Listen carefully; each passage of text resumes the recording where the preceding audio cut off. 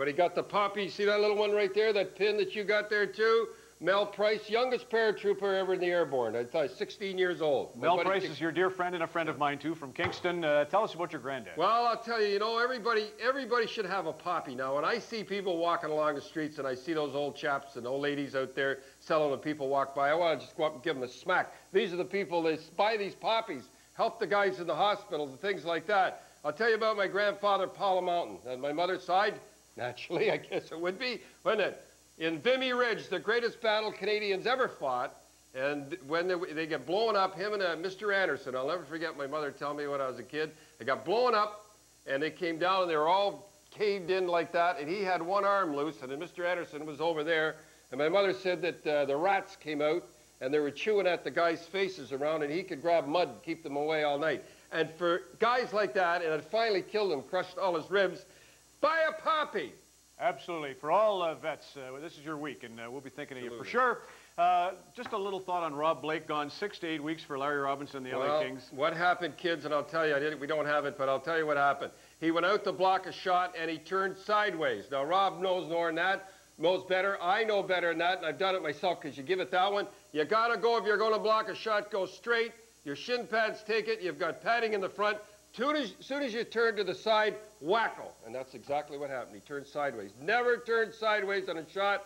Rob said, why did I do it? It's too bad. That guy gets more injuries. Norris Trophy, it's so sad. Nobody's fitter, but he was off to a great start, holding a team together that lost their 2 goalies, etc. Wayne Gretzky's got 1 goal this NHL season. And I'm going to tell you why. What he's doing in Toronto tonight, but Dave Semenko, where are you? Okay, John, run the little clip, and I'll show you why he's got 1 goal. No respect whatsoever. Little slew foot there for him, knocks him down. Jay McKee a little later hurt his leg there, too, by the way. Sammy, be called. Watch this. Wacko, run him again. Valerie Zelapukin. Yeah, well, I'm glad you said it. Gets it up again. Now watch this. McKee comes, Kingston boy, knocks him down again. I'm going to tell you something. There he is again. I'm going to tell you something. Ronnie DeLorme ran into him by accident. I'm not kidding, in Colorado. You know, they were looking the other way. The whole bench was after DeLorme for the rest of the night. And I'm saying what I try to tell you time after time after time, we should have a guy with him like Semenko so they won't hit him. And I'm going to jump ahead for where we're going to talk about Tampa. This is a good time to get it in. They didn't put Todd Harvey with him, by the way, though. Yeah, well, Todd's not exactly a heavyweight, but he leads them in fights. He was the only guy doing the fighting. He's just a little guy. But anyhow, LaCaviere, #1, doing great down there. Who does Jacques, Coach of the Year, have on the wings for him? Ciccone and McCarthy. 2 big guys, and it's worth your life to touch them.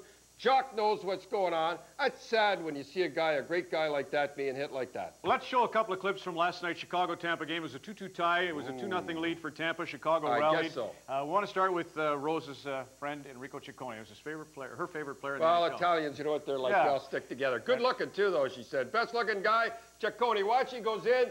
Couldn't play any other place. Watch him get the puck back to the point. In the net. Can't play, eh? Boom, in the net. Beautiful.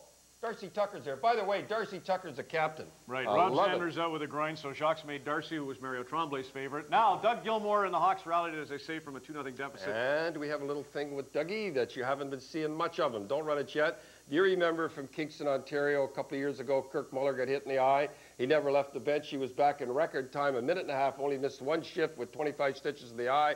Now, take another look at a Kingston boy, how he does it. Now, watch him right here, Dougie Gilmour. Got to look at that guy. He looks like Frankenstein. He looks like Dackle. Anyhow, he looked...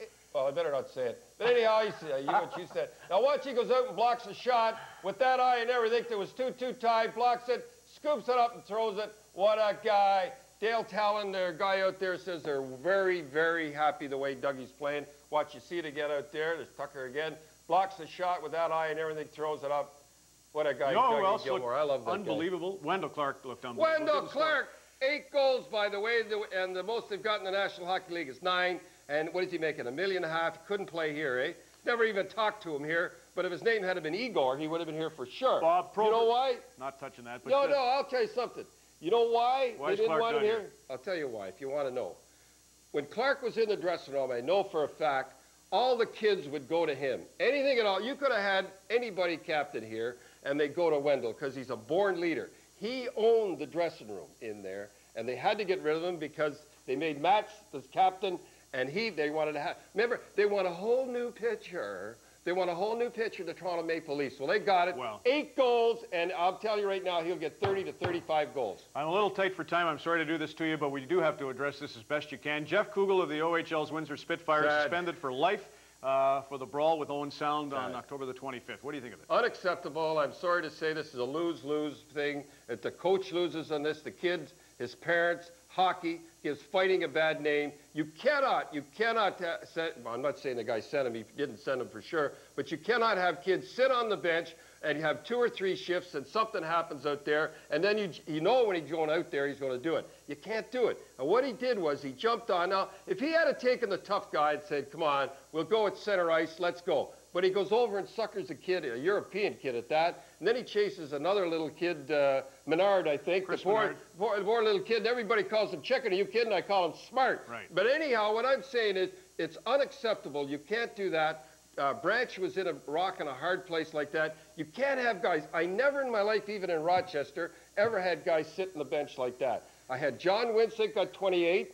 Jonathan got 28. Terry O'Reilly led the team in penalties, and he also led it in points too. You never have a tough guy sit on the bench like a mad dog and send him out. What? I think life's too much, but we got to get this. What would you do? Wait a minute. Wait a minute. Okay. All right. Now I've got a team in the same thing. I had a kid named Niddle. Last year he was here. He had 300 minutes in penalties. He was doing the same thing for us at the start. He said, "Wait a minute, kid. You want to get the National Hockey League, Rick talking, you got to play the game. You can't just go out and fight every shift."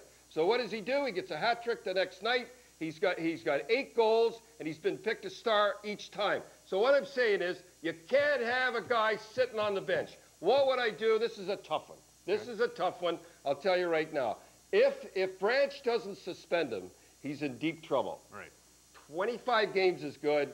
I don't know. Life is tough. But what is he going to do? If he lets him back in, and the kid does another number on him, on another kid, they could be sued big time for that. I don't know. 25 games is good. It's tough to see a young kid, 18 years old, for life. I agree. He's hanging this kid, and he has to be a scapegoat a little bit, but find out if he's an instigator next year. Let him back next year. If he's instigator in a fight, then if he ever leaves a bench again, he's gone. But it's tough to see an 18-year-old kid. Because, Jeff, you know you did the wrong thing, but you did admit it, and you gave fighting a bad name. And if That's it. That really hurts. That's right. All right, the OHL will be a little better, at least for a season, in lieu of Kugel, because he went Kugeloo with Don Cherry on the Coach's Corner on Hockey Night in Canada. Buy a poppy. Sorry to make fun.